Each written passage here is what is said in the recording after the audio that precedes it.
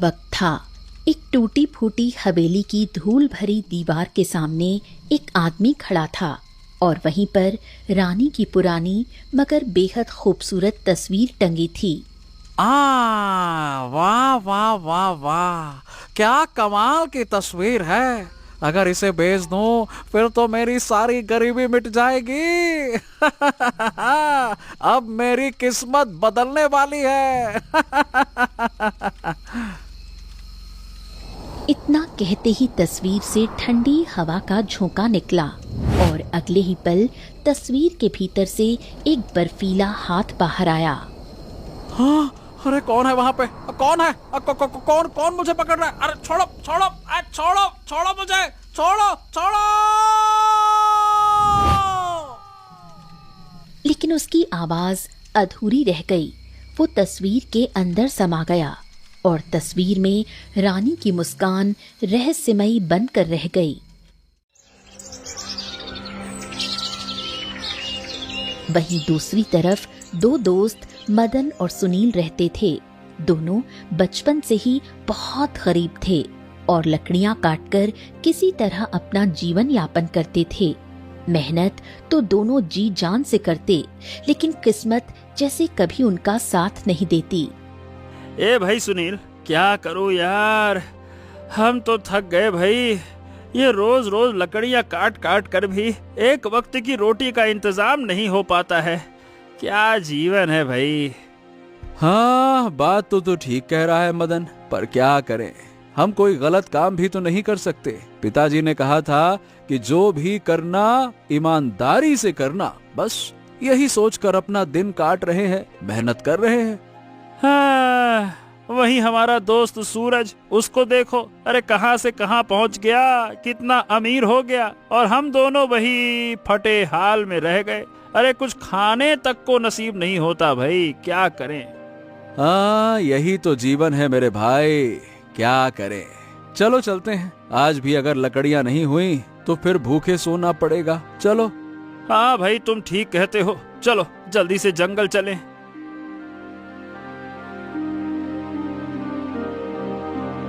दोनों कुल्हाड़ी लेकर जंगल की ओर निकले और लकड़ी काटने ही लगते हैं कि तभी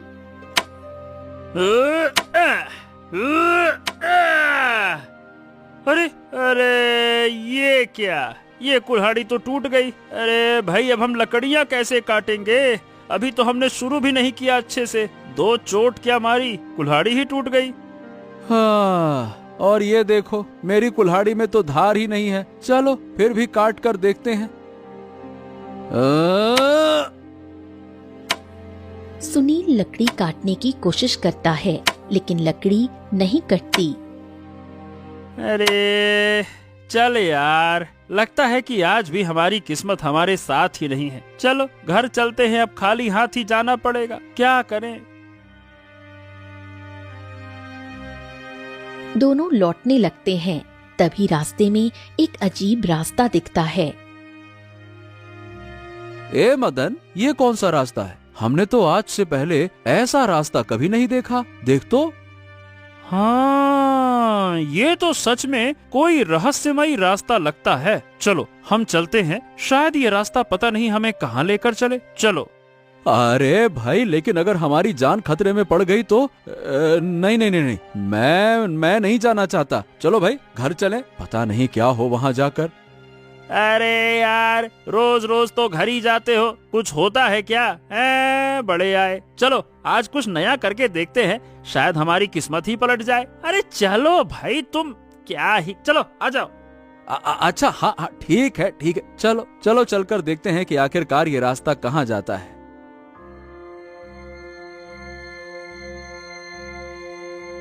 दोनों उस रहस्यमयी रास्ते पर चलते हैं और एक खंडहर महल के पास पहुंचते हैं।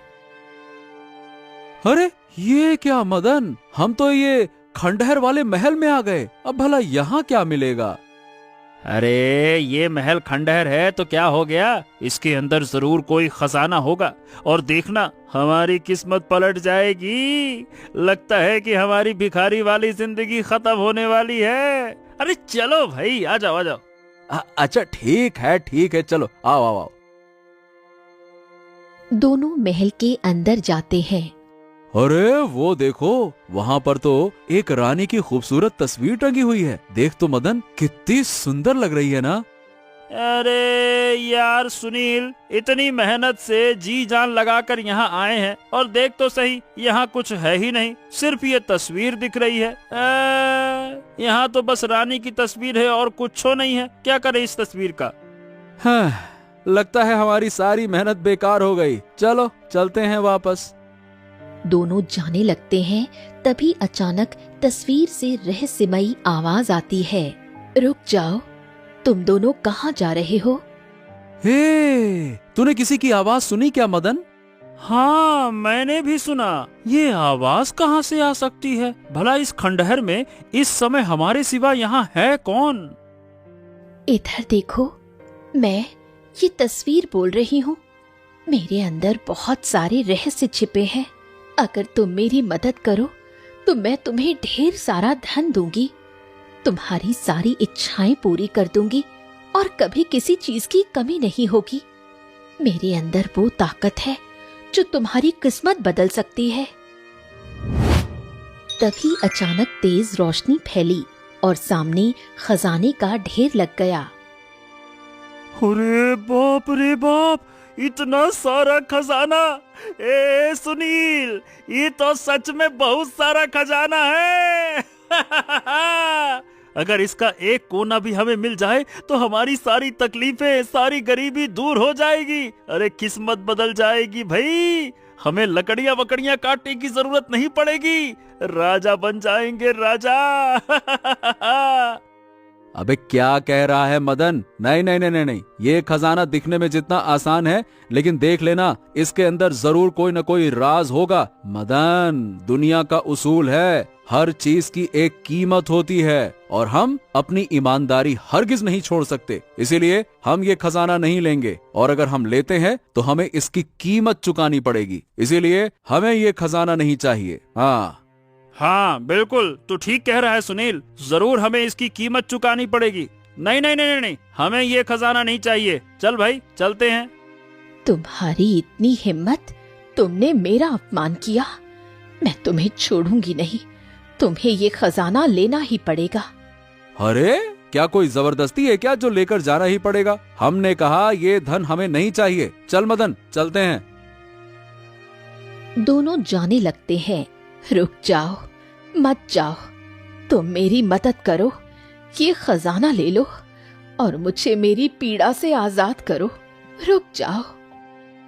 लेकिन दोनों दोस्त उसकी बात नहीं सुनते और वहां से चले जाते हैं। वहीं दूसरी तरफ राजमहल में राजा बैठकर फूट फूट कर रोता है।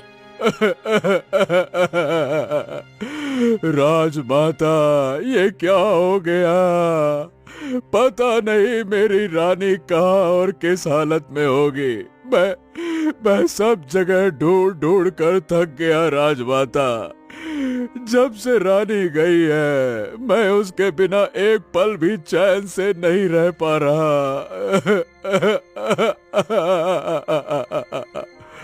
बेटा सब्र कर और दूसरी शादी कर ले। अगर रानी जिंदा होती तो अब तक लौट आई होती। वो अपने प्रेमी के साथ भाग चुकी है।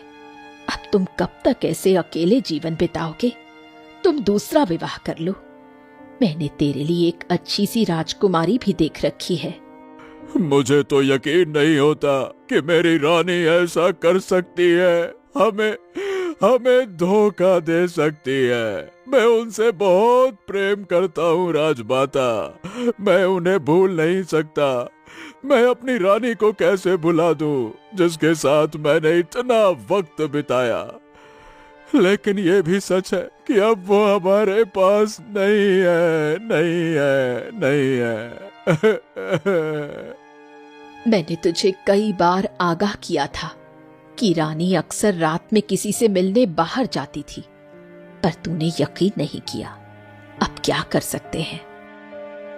राजा कुछ नहीं कहता और फूट फूट कर रोने लगता है।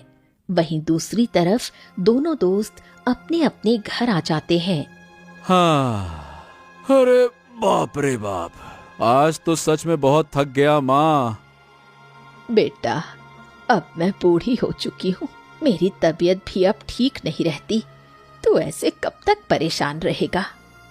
अरे माँ, क्या करूं, लकड़ियां काटता हूँ, इसके अलावा कुछ कर ही नहीं पा रहा। कभी लकड़ियां साथ नहीं देती तो कभी सेठ लकड़ी का भाव नहीं देता, और आज देखो, आज तो कुल्हाड़ी भी टूट गई, जिसकी वजह से लकड़ियां काट ही नहीं पाया।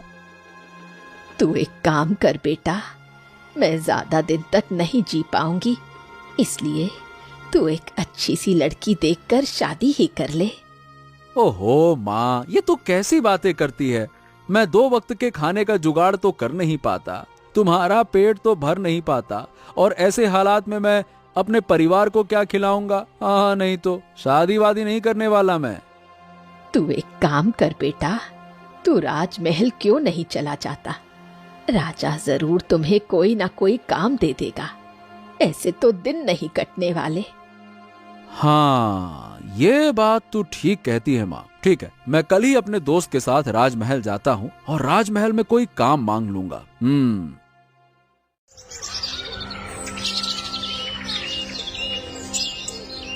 फिर अगली सुबह होते ही सुनील मदन के पास जाता है। ए मदन, कहाँ भाई, तू यहाँ कहाँ भटक रहा है? मैं तेरे घर ही आ रहा था। अच्छा, मैं क्या कह रहा हूँ, चल हम राजमहल चलते हैं, महाराज हमें कोई न कोई काम जरूर देंगे। अरे पर महाराज हमें काम क्यों देंगे? मुझे नहीं लगता कि महाराज हमें कोई काम वाम देने वाले हैं। अरे भाई, हम लकड़हारे हैं, वो तो यही बोलेंगे कि जाओ लकड़ियां काटो, महल में क्या करोगे?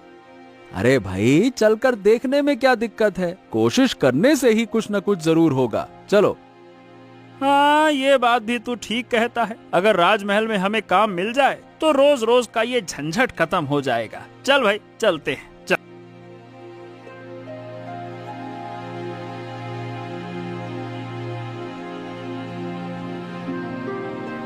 दोनों दोस्त राजमहल पहुंच जाते हैं। बाप रे बाप, ए मदन, ये राजमहल कितना ज्यादा सुंदर है। चल अब जल्दी से राजा के पास चलते हैं, काश वो हमको कोई काम वाम दे दें। कौन हो तुम लोग और यहाँ क्या कर रहे हो? महाराज प्रणाम। महाराज, हम दोनों लकड़हारे हैं, अपनी लकड़ियां काटने की जिंदगी से परेशान हो गए हैं। काम धंधा भी ठीक नहीं चल रहा, कभी लकड़ियां नहीं मिलती तो कभी लकड़ियों के भाव नहीं मिलते, और कभी कुल्हाड़ी ही टूट जाती है। काम धंधा सब चौपट पड़ा है महाराज, कृपया करके कोई काम दे दीजिए। हाँ महाराज, हम दोनों बहुत परेशान हैं। मेरी माँ बूढ़ी है, मैं उनका ढंग से ध्यान भी नहीं रख पाता। ठीक है, हमारे महल में साफ सफाई करने वाले की जगह खाली है, तो तुम कल से पूरे महल की साफ सफाई करोगे। झाड़ू पोंछा और बाकी का काम तुम दोनों के जिम्मे रहेगा, ठीक है? हाँ हाँ महाराज, क्यों नहीं, हमें ये काम मंजूर है। हाँ हाँ बिल्कुल महाराज, हम ये काम करने को तैयार हैं, कोई दिक्कत नहीं है। लेकिन हाँ, एक बात का ध्यान रखना, तुम दोनों को यहीं रहना होगा। रोज रोज बाहर जाना और आना ये हमारे राज्य के लिए खतरा बन सकता है, इसीलिए तुम दोनों महल में ही रहोगे और यहीं रहकर सारा काम करोगे। ठीक है महाराज, मैं और मदन महल में रहकर काम करेंगे। हाँ, लेकिन कभी कभी अपनी माँ से मिलने चला जाऊंगा, इसमें तो कोई दिक्कत नहीं है ना महाराज? हाँ हाँ, वो ठीक है, पर ध्यान रहे कोई गलती नहीं होनी चाहिए। उस दिन के बाद मदन और सुनील महल में ही रहने लगते हैं और साफ सफाई का काम करते हैं। फिर एक दिन आधी रात को सुनील गहरी नींद में होता है, तभी अचानक एक आवाज आती है। मेरी मदद करो सुनील। मदन, तुम दोनों मुझे इस हालात में छोड़कर कैसे चले गए? मैं दर्द में हूँ, बहुत पीड़ा में हूँ, तुम दोनों मेरी मदद करो। सुनील की नींद खुल जाती है।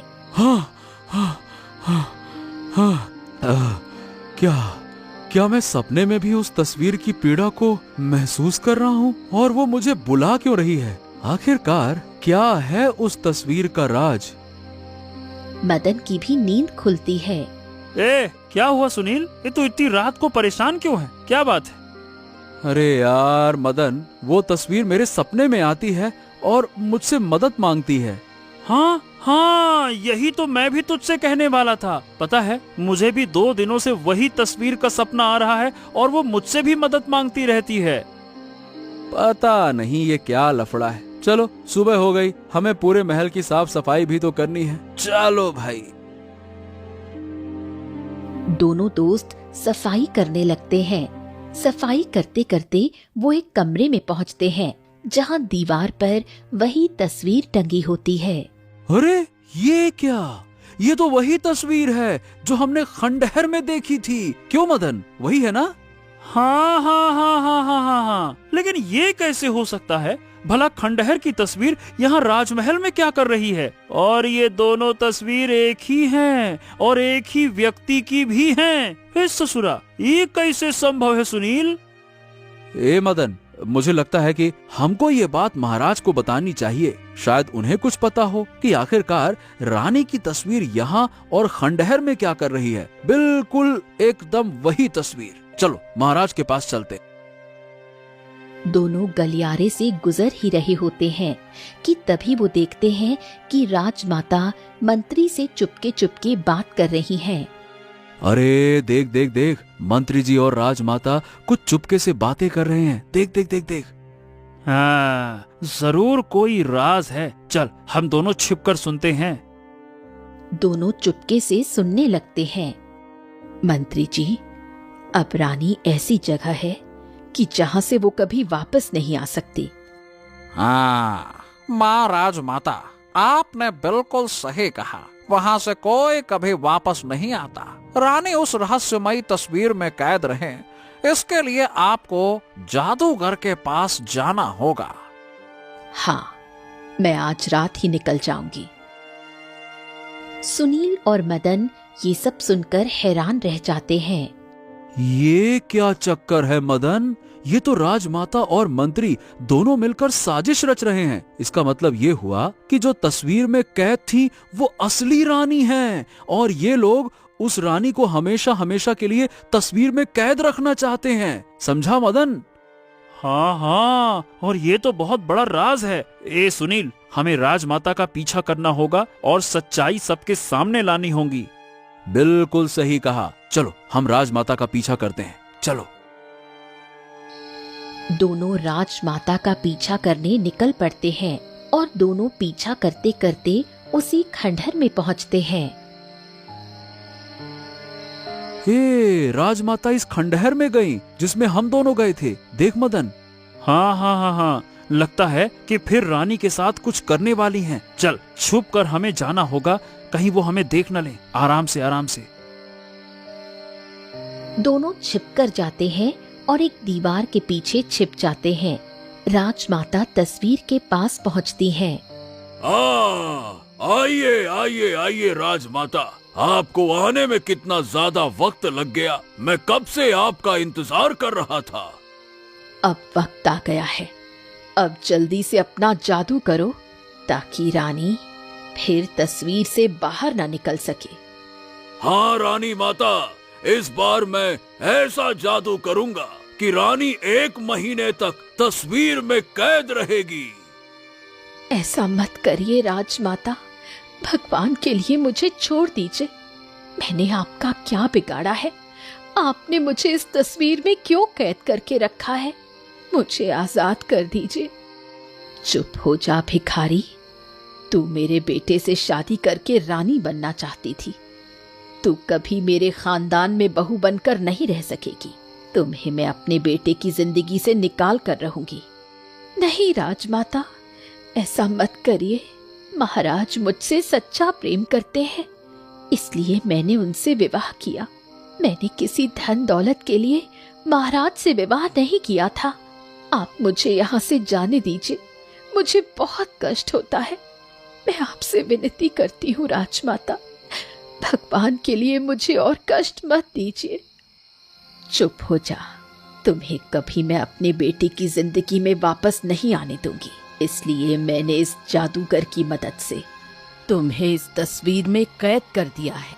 और तेरे पति राजा को भड़काया कि तू किसी और से प्रेम करती है और उसी के साथ भाग गई। उसे तो सच भी नहीं पता। तेरा जादू केवल ईमानदार आदमी ही तोड़ सकते हैं, पर अफसोस तेरे पास सब लालच में है।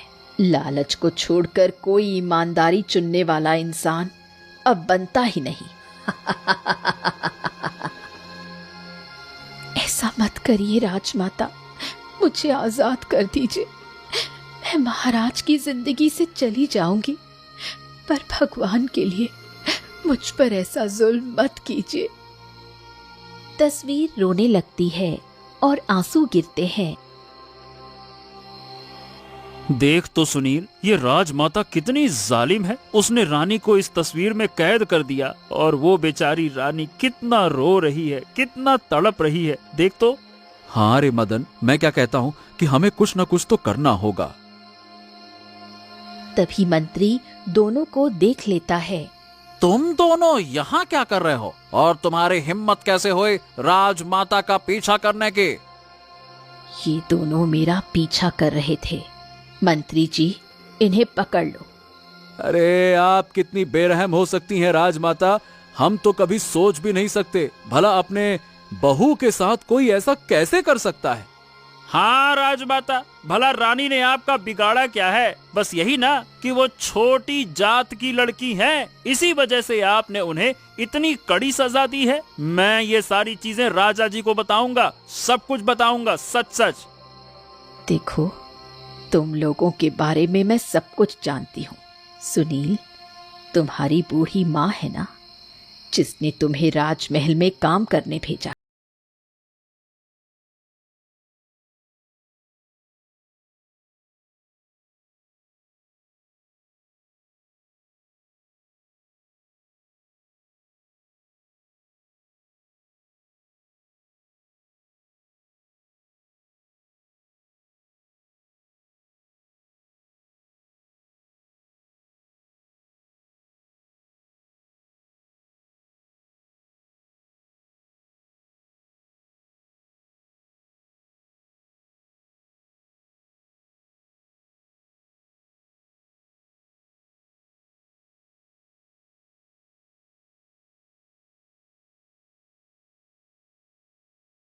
हाँ, तो अब राजमाता जो कहेंगे वही तुम्हें करना होगा, वरना तुम दोनों को सजा मिलेगी। अब तुम दोनों कल सुबह मेरे बेटे के सामने हाजिर हो जाओ। उसके बाद हम जो कहेंगे तुम वही करोगे। हाँ ठीक है राजमाता, मैं वही करूंगा जो आप कहेंगी। मंत्री दोनों को लेकर राजमहल आ जाते हैं।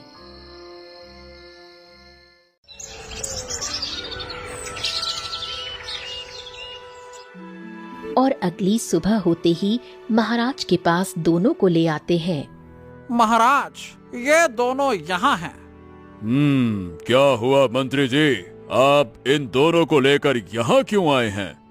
महाराज, आपने इन दोनों गरीबों पर तरस खाकर इन्हें राजमहल में काम पर रख तो दिया, लेकिन देखिए, सफाई करते वक्त ये दोनों खजाने वाले कमरे में चले गए और वहां से खजाने की चोरी कर ली। ये देखिए, मैंने इन्हें रंगे हाथों पकड़ा और इतना सारा खजाना इन दोनों के पास से निकला।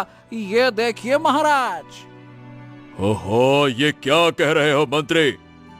सुनो, हम तुम दोनों के मुंह से सुनना चाहते हैं। क्या तुम दोनों ने सच में राजमहल में चोरी की है? सच सच बोलना। अब मैं कैसे बताऊं महाराज कि मैंने कोई चोरी नहीं की, लेकिन ना चाहते हुए भी मुझे हाँ करना पड़ेगा। अरे तुम दोनों कुछ बोल क्यों नहीं रहे? क्या तुमने ये खजाना चोरी किया है? बोलो।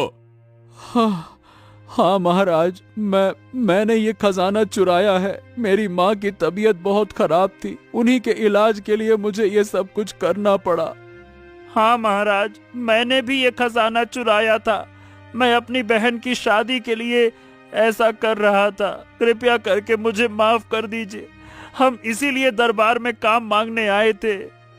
तुम्हारी इतनी हिम्मत! मैंने तरस खाकर तुम दोनों को काम पर रखा और तुमने हमारे ही पीठ में खंजर घोंपा। मंत्री जी, इन्हें ले जाइए और कल सूर्योदय से पहले इन दोनों को फांसी पर लटका दीजिए। ले जाइए इनको। चलो, जैसा मैंने सोचा था बिल्कुल वैसा ही हुआ। ठीक कहते हो, हम बिल्कुल यही करेंगे।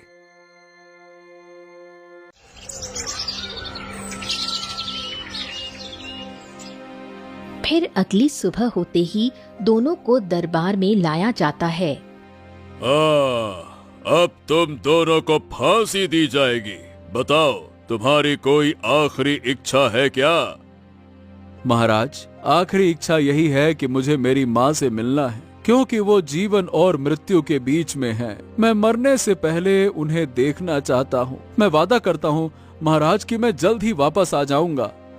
महाराज, हमारी इच्छा ये है कि हम अपने परिवार को अलविदा कह दें, बस। ठीक है, जाओ और कुछ भी हो जाए जल्दी वापस आना। दोनों राजमहल से निकलकर खंडहर की ओर जाते हैं। चल चल चल चल मदन, जल्दी चल, यही मौका है, हमें खंडहर जाना होगा। चलो। हाँ हाँ, चलो।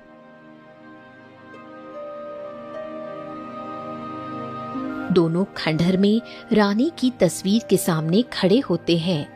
रानी माँ, हम आपको आजाद करना चाहते हैं। बताइए, हमें क्या करना होगा ताकि आप इस तस्वीर से मुक्त होकर एक इंसान बन सकें? तुम दोनों मरने वाले हो, लेकिन इसके बावजूद मेरे बारे में सोचा। इसी ईमानदारी से मैं अब आजाद हो जाऊंगी और मेरा जादू टूट जाएगा। तभी तेज रोशनी फैली और रानी इंसान के रूप में तस्वीर से बाहर आ गई। ये क्या चमत्कार हुआ? आप तो सच में तस्वीर से बाहर आ गईं। ये तो बहुत बड़ा चमत्कार है। हाँ महारानी, मुझे यकीन नहीं हो रहा कि हमारी ईमानदारी से ही आपका जादू टूट गया। हाँ, क्यों नहीं। तुम दोनों सच में मेरे लिए भाई बनकर आए। तुमने मेरी रक्षा की। अब चलो, हम महाराज के पास जाकर ये सच्चाई बताएं। हाँ रानी माँ, चलिए। तीनों राजमहल लौट आए। राजा रानी को देखकर उठकर भागते हैं। हाँ, रानी रानी रानी, तुम कहाँ थी? इतने दिनों से हम तुम्हें ढूंढ ढूंढ कर परेशान हो गए थे। तुम्हारे बिना हमें एक पल भी चैन नहीं था। बताइए रानी, आप कहाँ थी? बताइए। ये क्या हो रहा है? ये कैसे संभव है कि रानी तस्वीर से आजाद हो गई? ऐसा नहीं होना चाहिए। अब क्या होगा? महाराज, आप अपनी माता से पूछिए और मंत्री जी से भी। इन दोनों ने मेरे साथ कुटिल खेल किया। किसी जादूगर के साथ मिलकर मुझे जादुई तस्वीर में कैद कर दिया गया ताकि मैं आपसे दूर रहूं। उन्होंने ये झूठ फैलाया कि मैं किसी लड़के के साथ भाग गई हूँ। राजमाता तो मुझे छोटी जात की लड़की मानती थी, इसलिए मुझे कभी बहू नहीं बनाना चाहती थी। ये दोनों लालच के लिए नहीं, बल्कि ईमानदारी के कारण मेरी मदद करने आए थे। इसलिए मेरा जादू टूट गया और मैं आजाद हो पाई। राजमाता, आपने ऐसा किया? मेरी पत्नी के साथ आपने ये क्रूरता कैसे की?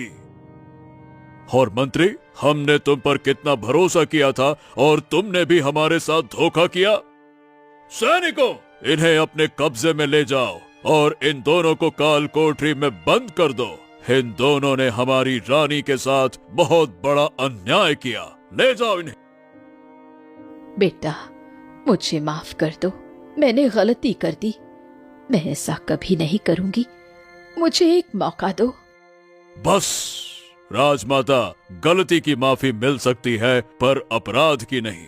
आपने हमारी रानी को मारने की कोशिश की और सालों तक तस्वीर में कैद रखा, और ये माफी के लायक तो हरगिज नहीं है। सैनिकों, ले जाओ इन्हें।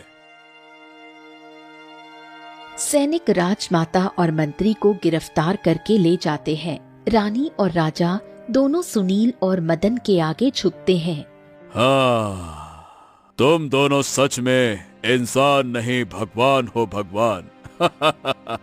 अरे भाई, तुमने हमारी खुशियां वापस लाई हैं। तुमने मेरी रानी को सुरक्षित मेरे पास पहुंचाया। वैसे हम अपनी नादानी पर शर्मिंदा हैं। हमें माफ करो, हमें ऐसा कुछ भी नहीं करना चाहिए था। मतलब आप दोनों को फांसी देना और ये वो। गलती हो गई। महाराज, गलत फहमियां तो होती रहती हैं। अगर अपने ही अपनों को धोखा दें तो किसी पर शक होना स्वाभाविक है। राजमाता आपकी माँ थी, फिर आप उन पर कैसे शक करते? अब चलिए, जो हुआ सो हो गया। रात गई बात गई। हाँ महाराज, जो बीत गया उसे याद करके क्या फायदा। वाकई में तुम दोनों की ईमानदारी देखकर हम बहुत खुश हैं। इसीलिए हम आज से तुम्हें सम्मान देना चाहते हैं। सुनील, तुम्हें आज से अपना सेनापति नियुक्त करता हूँ, और मदन, तुम अब हमारे दरबार में मंत्री का पद संभालोगे। तुम दोनों सदा राजमहल के रक्षक बनोगे। हाँ महाराज, क्यों नहीं। इन्होंने मेरी रक्षा की, अब से मैं इन्हें अपना भाई मानूंगी। अगर कभी इन्हें किसी चीज की कमी हो तो वो मेरे पास आकर मदद मांग सकते हैं। रानी माँ, आपने ये दिल से कहा, यही हमारे लिए बहुत है। हाँ रानी माँ, आपने हमें अपना भाई मान लिया, ये हमारे लिए सौभाग्य की बात है। सैनिकों, इन दोनों को कुछ धन दे दो ताकि इनकी सारी तकलीफें दूर हो जाए और ये एक सुंदर जीवन व्यतीत करें, क्योंकि ये दो हमारे नए साले साहब हैं। इनकी खातिरदारी तो करनी पड़ेगी। सैनिक धन दोनों को दे देते हैं। उसके बाद सुनील और मदन ईमानदारी से सेनापति और मंत्री के पद पर कार्यभार संभालते हैं और खुशी खुशी जीवन जीने लगते हैं।